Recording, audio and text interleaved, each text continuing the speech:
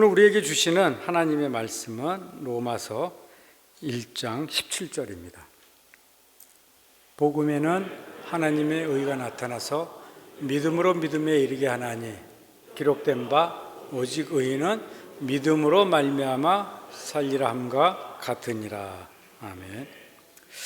한 번은 집사님 한 분이 이런 질문을 하셨습니다. 성경에는 구원을 이미 받았다. 그리고 구원을 지금 이루어가라. 그리고 구원을 미래에 앞으로 받을 것이다. 라는 그 성경 말씀에 대하여 좀 이해가 가지 않고 혼란스럽다라는 겁니다. 혹시 그런 의문들을 가져보지 않으셨습니까? 이것은 성경에서는 구원에 대하여 3시제로 설명을 하고 있기 때문인 것입니다. 과거의 구원이 있습니다. 그것은 칭의의 구원이라고 하죠. 그것은 죄의 형벌로부터의 구원을 말합니다. 그리고 성화는 현재의 구원을 이야기하죠. 그거는 죄의 세력으로부터의 구원입니다. 우리는 죄의 형벌로부터는 다 구원을 받았습니다. 하지만 지금 아직도 죄의 세력으로부터는 영향을 받고 있습니다. 그럼 이제 무엇이 남았죠? 과거의 구원, 현재의 구원, 미래의 구원, 영화가 남은 것이죠. 그것은 죄 자체로부터의 구원을 이야기합니다. 이렇게 성경에서는 구원의 3시제에 대해서 이야기를 하고 있습니다. 이런 구원의 전반적인 내용이 로마서에 기록이 되어 있습니다. 상세하게 기록이 되어 있습니다. 그래서 로마서는 매우 중요합니다. 어떻게 기록이 되어 있느냐면요. 로마서는 크게 세 부분으로 나눌 수가 있습니다. 그것을 믿음, 소망, 사랑이라고 1장에서 4장까지는 믿음에 관한 내용입니다. 그래서 앞에 말씀드린 대로 칭의에 관한 내용이죠. 그러니까 지금 오늘 본문 1장 17절에 위대한 진리를 선포하고 나서 그 다음 절부터 18절부터 3장 20절까지는 왜 구원을 받아야 하는가에 대해서 설명을 하는데 왜 그렇죠? 모두가 죄인이기 때문이라는 것입니다. 하나님을 찾는 자가 없고 하나님을 부르는 자가 없고 모두가 다 멸망 가운데 있다라는 것입니다. 그런데 3장 20절 이후에 3장 21절에 그러나 이제는 하나님의 의가 나타났다라고 하면서 오늘 본문에 나온 그 하나님의 의에 대해서 설명을 합니다. 그리고 3장 그 구원에 관한 하나님의 의를 설명하고 그것은 오직 믿음으로만 얻는다. 근데 이 믿음이라는 단어의 동의어는 은혜와 선물입니다. 그러니까 내가 구원을 은혜로 받았다라고 하면은 값없이 받았다라는 것이 와 닿습니다. 선물로 받았다 그러면 값없이 조건 없이 주셨다 하는데 이 믿음이라는 것도 마찬가지입니다. 우리는 아까 말씀드린 대로 의인은 없나니 한 사람도 없다. 하나님을 찾지도 부를 수도 없는 영적으로 다 죽은 상태였기 때문에 내가 하나님을 믿을 수가 없는 상태에 있었던 것입니다. 그러니까 내가 하나님을 믿는다라는 것은 그 믿음마저도 하나님이 은혜로 선물로 주셨다라는 겁니다. 그럼 그거의 반대어는 무엇일까요? 성경에서 내가 구원을 받는데 믿음을, 은혜를, 선물을 하나님이 주셨는데 그렇다면 그 반대어는 행위라고 이야기를 합니다. 그렇죠? 그리고 자랑이라고 이야기를 하고 있습니다. 그래서 이제 4장에 넘어가면 그거를 사도 바울은 그렇게까지 집요하게 이야기를 합니다. 이것은 너희에게서 난 것이 아니다. 행위로 된 것이 아니다. 그래서 4장에 넘어가면 아브라함의 예를 들죠. 아브라함도 의롭게 된 것은 율법을 행함으로 된 것도 아니고 오직 믿음으로만 되었다라고 그렇게 설명을 하고 있습니다. 그래서 이제 4장까지를 믿음에 관한 내용이다. 칭의에 관한 내용이다라고 설명을 할 수가 있고요. 5장부터 8장은 현재의 구원인 그거가 순서겠지만 영화의 구원, 미래의 구원을 먼저 이야기합니다. 그러니까 구원의 확신에 대한 설명을 하고 있습니다. 그러니까 칭의, 우리는 구원을 다 받았다. 그런데 그렇다면 그 구원은 영원한 구원일까? 중도에 우리의 구원이 탈락되거나 하나님께서 그 이루신 구원을 포기하실 수도 있겠는가라고 해서 5장에서 8장까지는 구원의 확신에 관한 내용으로서 소망이라 이렇게 이야기할 수가 있습니다. 그리고 9장에서 11장은 이스라엘의 구원은 앞으로 어떻게 될 것인가 라는 이야기를 하고, 이제 12장부터 마지막 16장까지는 믿음, 소망이니까 무슨 내용일까요?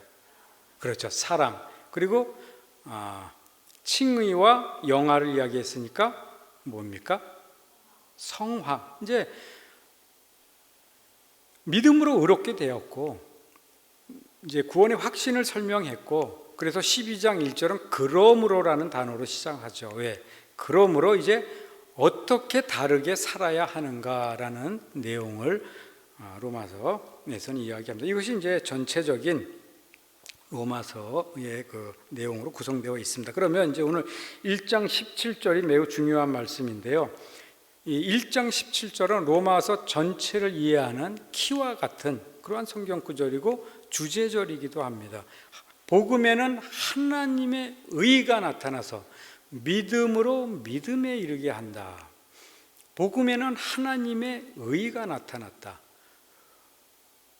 여기서 믿음으로 믿음에 이르게 한다라는 것도 우리가 조금 이해해야 하는 것인데요. 제가 지금 그 첫 번째 믿음에 관한 이야기를 했죠. 그건 우리에게서 발생되는 것이 아니다 그랬습니다. 그러나 두 번째 믿음은 우리의 어저께 목사님께서 새벽 기도 때 말씀해 주신 너희는 걱정 근심하지 말아라. 내가 너희의 삶을 모두 다 책임지고 있다라고 하면서 참새, 새와들의 백합화를 봐라 하면서 예수님이 뭐라고 꾸짖습니까? 무엇이 적은 자들아?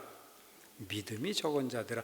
이것은 이제 첫 번째 믿음은 하나님이 주신 거고, 우리는 그 믿음으로 더 성장해 나가야 하는 그런 이제 이야기를 하는 것이죠. 그래서 복음에는 하나님의 의, 이 하나님의 의가 과연 무엇이냐라는 겁니다.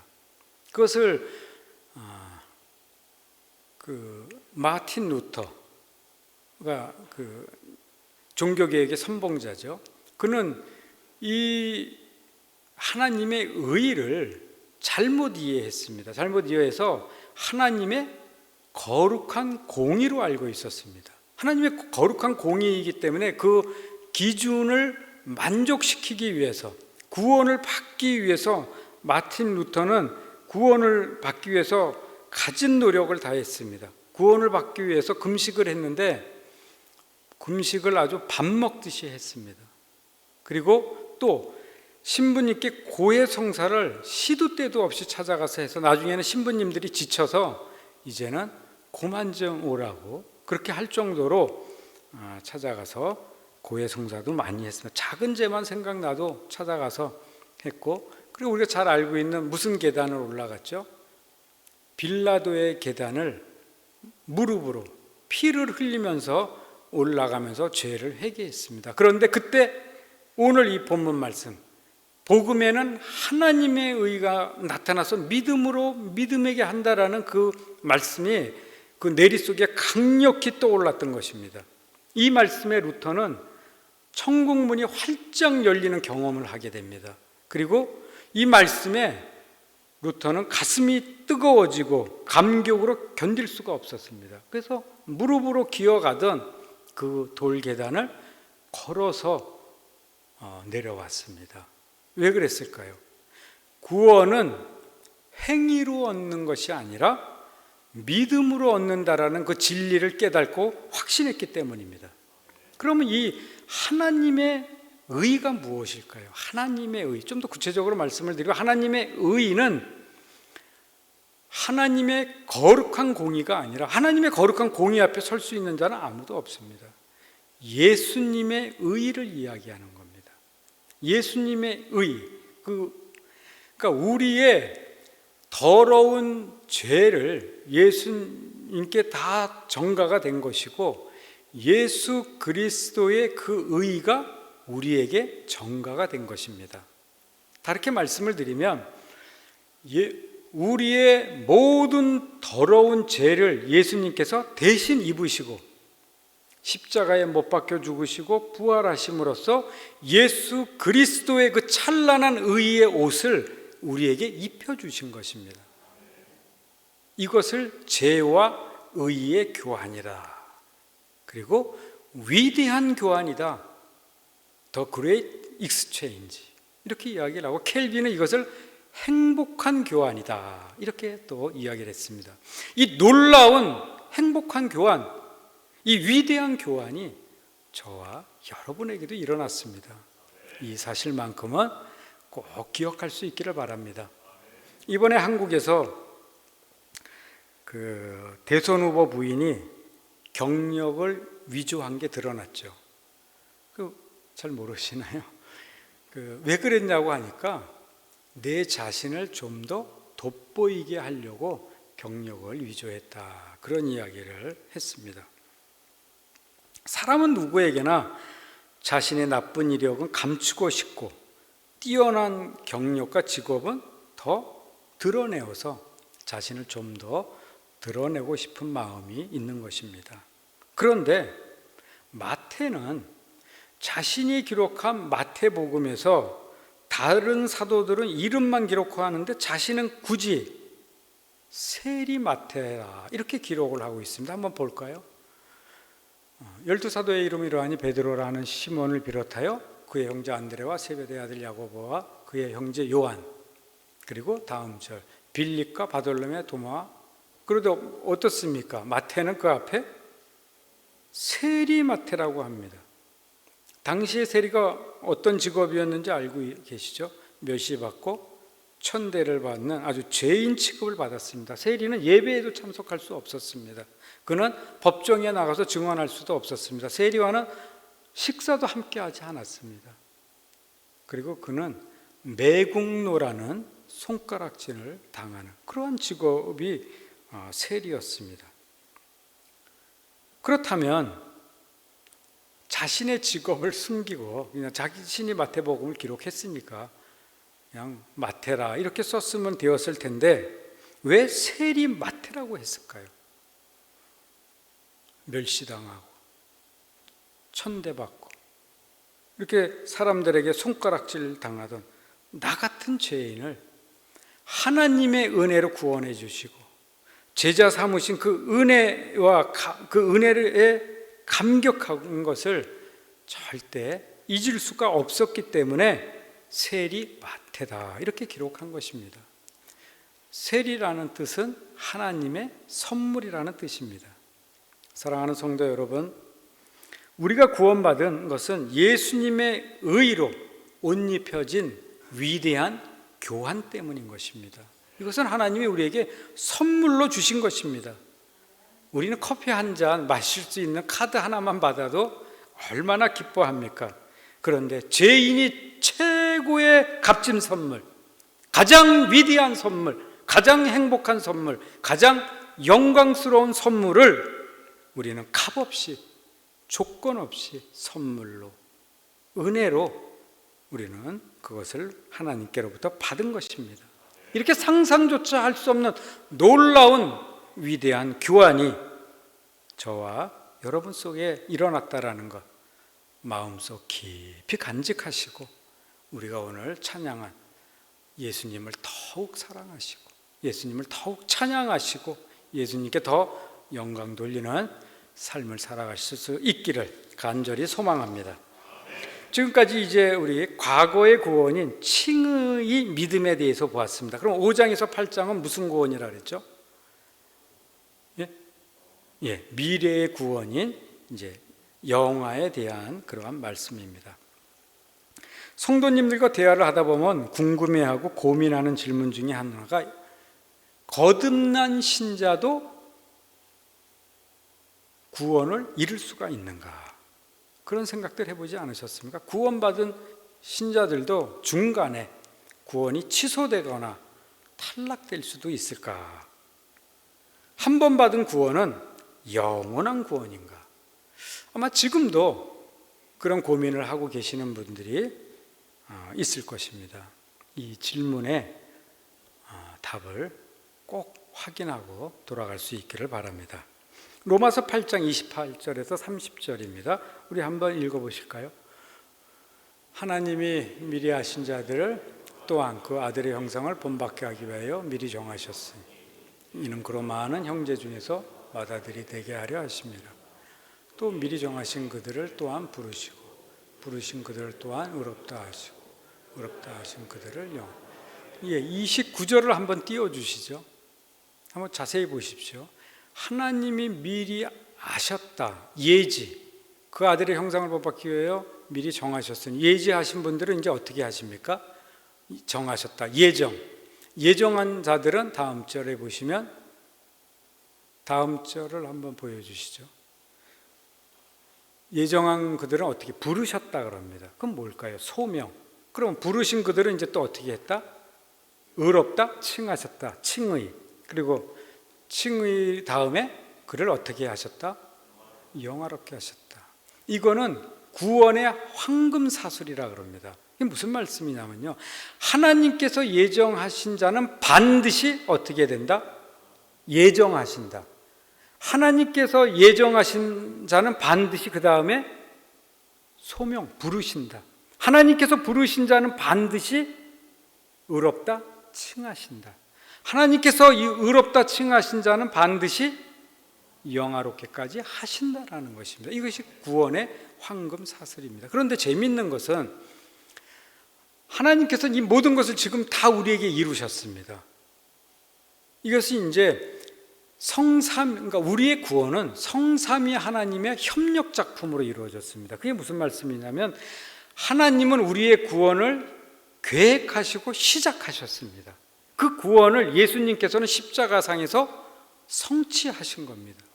그 구원을 성령님께서는 우리 각자에게 찾아오셔서 적용하신 겁니다. 생명의 씨앗을 우리에게 심어주셨기 때문에 우리는 하나님을 아버지라 부를 수가 있는 것입니다. 이렇게 성삼위 하나님께서 이루신 이 구원이 중간에 미완성으로 끝날 수가 있겠습니까? 그럴 수가 없다라는 것입니다. 그렇기 때문에 다 과거에 일어난 것, 예지, 예정, 칭의, 소명이 먼저죠. 이것은 그래서 우리 지금 의롭게 된 거 아닙니까? 그래서 다 과거형 동사를 썼는데 영화는 아까 무슨 구원이라고요? 시제가 미래에 일어날 구원입니다. 그러니까 영화라는 것은 죄 무엇로부터 구원이라 그랬죠? 그러니까 칭의는 죄 형벌로부터 구원이고 성화는 지금 우리가 살아가면서 죄의 영향으로부터의 구원이고 영화는 이제 앞으로 지금은 그렇게 될 수가 없죠. 죄의 자체로부터 구원입니다. 그거로부터 해방되는 겁니다. 그리고 하나님 나라에 완전히 들어가는 상태, 그것을 영화라고 하고 또 영생의 충만함을 누리는 것, 이것을 영화라고 하는데 그것은 미래에 일어날 일인데도 불구하고 그 영화롭게 될 것이다라가 아니라 시제를 어떻게 쓰고 있습니까? 영화롭게 하셨다라고 나오는 겁니다. 그게 무슨 의미일까요? 하나님이 계획하시고 하나님이 뜻하시고 하나님이 목적하시고 하나님이 작정하신 그 일은 이루어진 것과 다름없기 때문인 것입니다. 그래서 우리를 칭의까지 하셨다면 앞으로 있을 구원의 완성, 구원의 최종 목적인 영화롭게까지도 반드시 하시고야 말겠다라는 하나님의 강한 의지가 담겨 있는 것입니다. 우리는 하나님이 전능하시다고 할 때 보통 어떨 때 사용합니까? 하나님은 물리적인 힘을 가지신 분이다라고 할 때 전능하시다 이렇게 많이 사용을 하고 있는데 그것이 아닙니다. 물론 그것도 포함이 되지만 하나님은 자신이 계획하고 뜻하고 목적하신 일은 반드시 이루시고야 만다라는 의미에서 하나님은 전능하신 분이라는 것입니다. 그래서 지금 여기에서도 나는 내가 의롭게 한 자, 내가 부른 자, 내가 예정한 자, 그들을 결국에는 영화롭게까지 하고야 말겠다. 그래서 여기서는 우리가 구원의 확신, 이 소망을 발견할 수가 있는 것입니다. 구원의 무슨 사슬이요? 황금 사슬 안에서 우리는 절대 어떻게 끊어지지 않는다라는 것입니다. 이렇게 우리의 구원은 너무너무 안전한 겁니다. 완전한 겁니다. 그리고 영원한 것입니다. 우리의 구원은 너무나 확실합니다. 분명한 것임을 믿으시기 바랍니다. 자, 그러면 로마서 8장 33절입니다. 한 번 더 보겠습니다. 지금 이 5장부터 8장은 계속해서 우리의 구원의 확신에 대한 이야기를 다루고 있는 겁니다. 8장 33.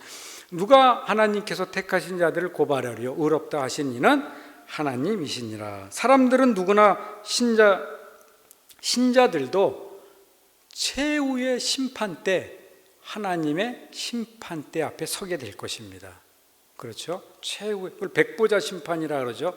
최후의 심판대, 신자 불신자를 다 포함해서 이제 하나님의 심판대 앞에 서게 될 것입니다. 그 최후의 심판대 사탄이 우리를 고발하거나 정죄할 수 있습니다.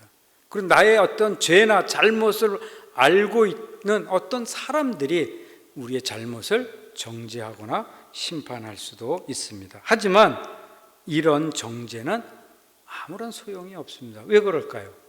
이미 우리를 의롭다고 하신 분은 하나님이시기 때문인 것입니다.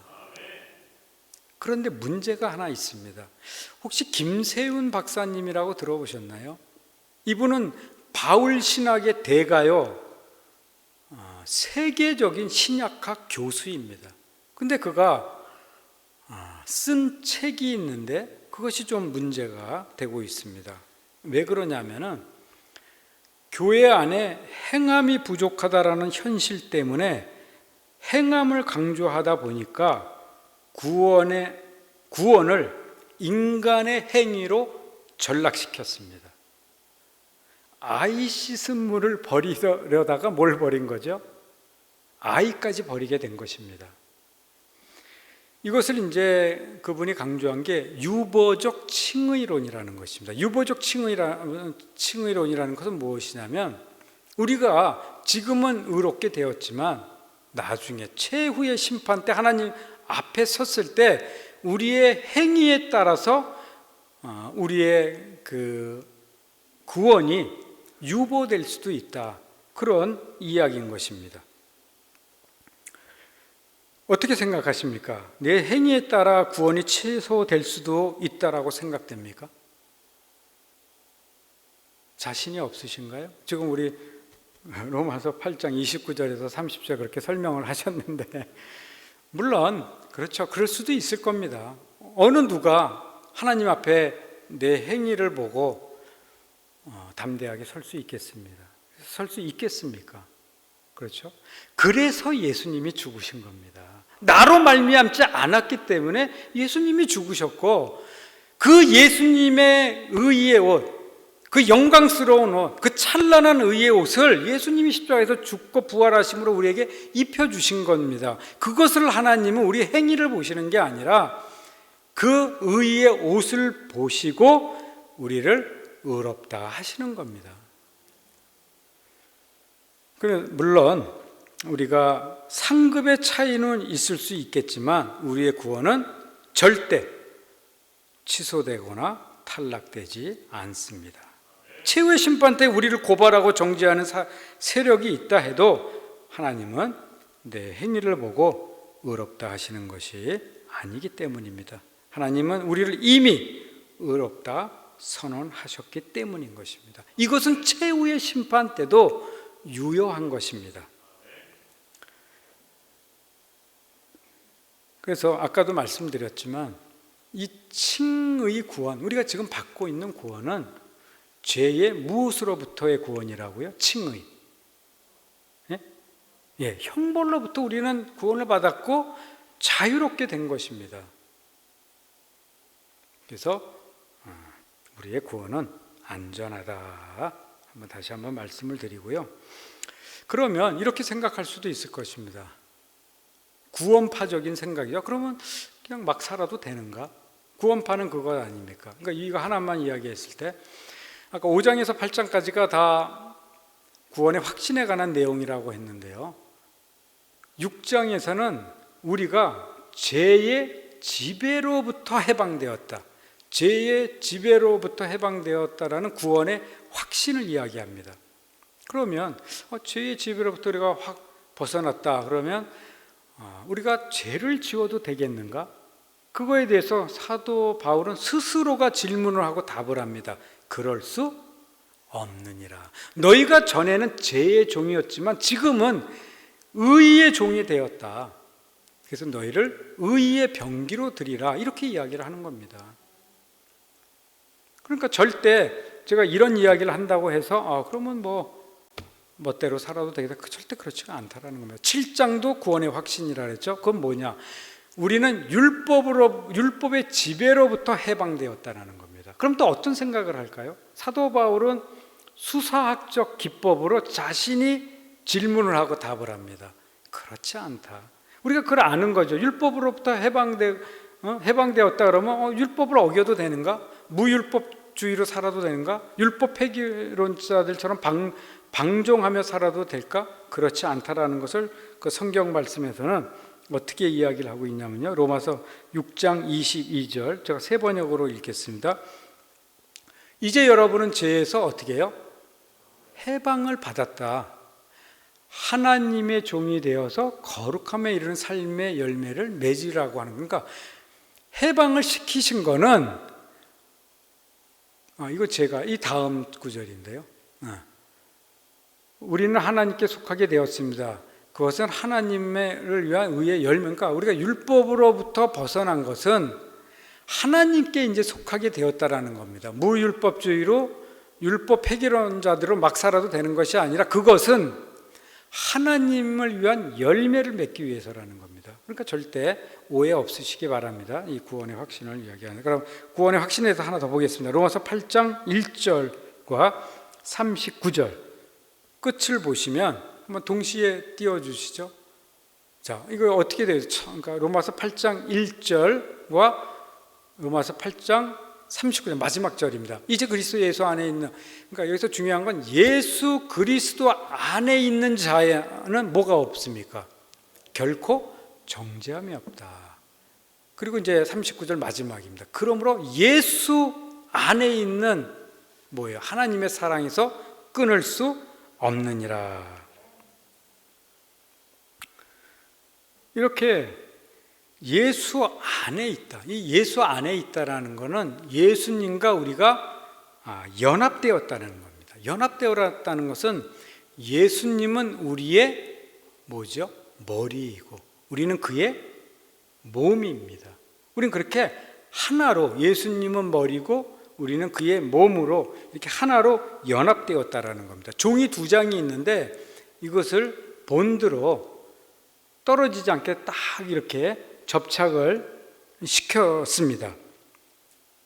그런데 이것을 나누려고 하면 어떻게 될까요? 두 장이 이걸 딱 본드로 붙였는데 이걸 띄우려면 두 장이 다 찢어질 수밖에 없는 상태 아닙니까? 우리는 예수 그리스도 안에서 서로 나눠질 수 없게 하나로 연합이 되어 있습니다. 생각해 보십시오. 사탄이 예수님과 우리를 갈라놓으려고 합니다. 그러면 어떻게 될까요? 예수님도 같이 이렇게 찢어져야 하는 것 같은 그런 것처럼 된 것입니다. 그럼 그런 일은 절대로 일어날 수가 없겠죠. 그래서 그리스도 안에 있는 자는 하나님의 사랑에서 절대 끊어질 수가 없다. 이것이 우리가 구원을 확신할 수 있는 근거요, 이유가 되는 것입니다. 로마서 5장에 보면은 구원의 확신에 대해서 또 나옵니다. 어떻게 나오냐? 우리가 그 말씀을 잘 알고 있는데요. 로마서 5장에 보면은 우리가 아직 죄인 되었을 때, 그리고 우리가 연약할 때 예수님은 죽으셨습니다. 아직 여전히 죄인이고 아직 원수였고 아직 연약할 때였습니다. 그런데 그 말씀은 우리가 많이 알고 있는데 9절과 10절에는 그러니까 이 아직이라는 단어가 중요합니다. 왜 그럴까요? 예수님이 우리에게 찾아오셔서 십자가에 못 박히실 때 우리의 상태는 최악의 상태였다라는 겁니다. 맞죠? 원수면 어떻습니까? 치가 갈리지 않습니까? 그런 우리에게 찾아오셨을 때 우리는 최악의 상태에 찾아오신 겁니다. 그런데 이것을 로마서 5장 9절에 10절에 보면, 그러면 이제 우리가 그의 피로 말미암아 의롭다 하심을 받았으니, 최악의 상태에서 의롭다 하심을 받았으니, 그 다음 단어가 중요합니다. 더욱 그로 말미암아 진노하심에서 구원을 받을 것이니라. 이것은 뭡니까? 미래의 구원을 얘기한 겁니다. 그 최악의 자리까지 찾아오셔서 우리를 구원해 주셨다면 앞으로 남은 미래의 구원은 어떻다고요? 더욱더 열과 성의를 다해서 반드시 이루시고야 말겠다라는 겁니다. 이렇게 로마서는 구원의 확신에 대해서 계속 말씀을 하고 있는 것입니다. 그리고 이제 믿음에 대해서 설명을 했고 5장에서 8장까지는 구원의 확신, 소망에 대해서 이야기를 했습니다. 그러면 이제 로마서 12장은 어떤 내용이라 그랬죠? 그러므로 어떻게 살아라? 사랑하며 살아라 라고 그러한 내용에 대해서 나와 있습니다. 로마서 12장 1절을 한번 보실까요? 그러므로 형제들아, 내가 하나님의 모든 자비하심으로 너희를 권하느니 너희 몸을 하나님이 기뻐하시는 거룩한 산 제물로 드리라. 이는 너희가 드릴 영적 예배니라. 우리가 지금 이렇게 드리는 예배를 의식적 예배라 이렇게 이야기할 수 있습니다. 그러면 여기서 이야기하는 하나님이 기뻐하시는 거룩한 산 제물로 드리는 영적 예배는 무슨 예배라고 할 수 있을까요? 삶으로 드리는 예배인 것입니다. 그래서 여기에 이제 오늘 본문과 연결지어서 말씀을 드리면, 더러운 죄의 옷이 벗겨져 예수님의 의의 옷을 입었으니 그러므로 그 신분과 위치에 걸맞게 어떤 예배를 드려라? 삶으로 예배를 드리라는 것입니다. 그러므로 너 그 신분에 맞게 이제 삶으로 예배를 드려라. 그래서 이제 삶으로 예배드리는 그 예배의 대표가 사랑인 것이죠. 여기 한번 보실까요? 로마서 13장 8절. 남을 사랑하는 자는 같이 읽을까요? 율법을 다 이루었다. 사랑은 이웃에게 악을 행하지 않으니 그러므로 사랑은 율법의 완성. 사랑이라는 것이 무엇일까요? 여러 정의가 있겠지만 상대방을 존중하는 것입니다. 그래서 예수님께서는 작은 소자 하나를 존중히 여겼을 때 예수님은 누구를? 자신을 존중히 여겼다 말씀하셨습니다. 우리는 언제 어디서 누구든지 빈부격차, 인종을 뛰어넘어서 존중해야 됩니다. 존중은 사랑의 능력이기 때문입니다. 유진 피터슨 목사님은 목회를 어떻게 해야 하는가 하는 그 아들 목사에게 37편의 편지를 보냈습니다. 그 중에 한 편지의 내용 중에 이런 내용이 있습니다. 사람들이 할 수 있는 가장 위대한 일은 사람들을 존엄하게 대하는 것이다. 그러니 유진 피터슨 목사님 아시죠? 메시지 성경을 쓰신 목사님입니다. 모든 사람을 존엄하게 대하는 것이다. 우리는 예수 그리스도의 찬란한 의의 옷을 입었습니다. 그러므로 그 위대한 신분에 맞게 위대한 존재답게 다른 사람을 존중하고 존엄하게 대할 수 있어야 하는 것입니다. 김영석 교수님 알고 계시죠? 100세를 살아보니 라는 책에서 이런 말씀을 하셨습니다.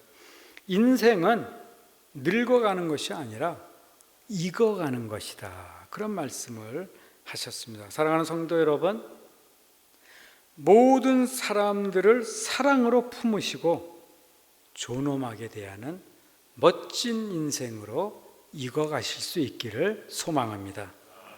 이제 이렇게 해서 믿음, 소망, 사랑을 우리가 살펴보았습니다. 하나 더 우리가 보아야 할 것은 우리가 능력 있는 삶을 살기 위해서는 우리가 앞에서 구원의 확신을 보았지만 주관적인 나의 구원의 확신에 대해서도 좀 알아야 합니다.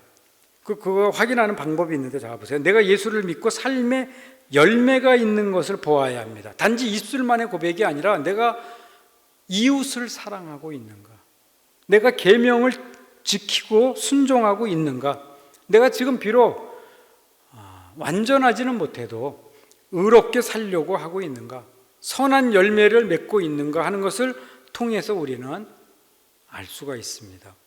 어떻습니까? 이 말씀을 들으니까 나는 진짜 하나님의 자녀가 맞다, 아니면 나는 하나님의 자녀인 것도 같고 아닌 것도 같다, 그런 생각이 드시나요? 그럼 하나 더 예를 들어 보겠습니다.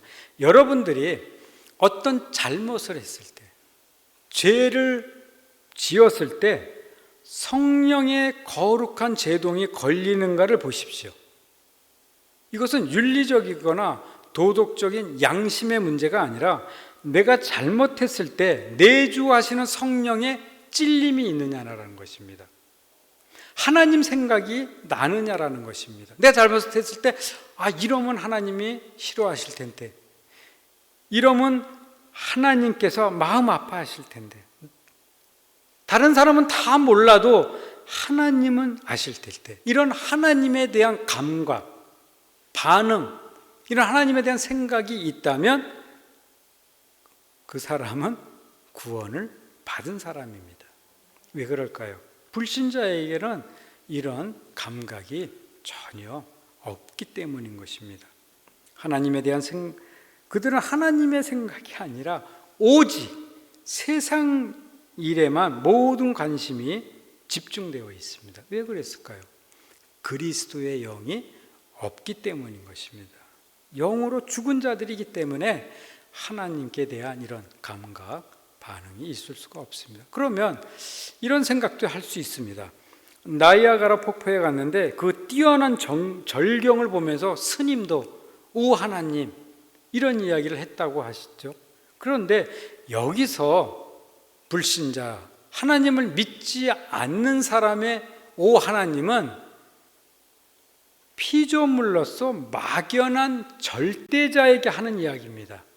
무슨 말씀이냐면 우리가 믿는 그 창조주 하나님에 대한 고백이 아니고 우리를 구원하신 그 하나님에 대한 믿음의 고백이 아니라 그냥 단지 피조물로서 막연한 절대자, 막연한 그 조물주에게 하는 것이기 때문에 이거는 다릅니다.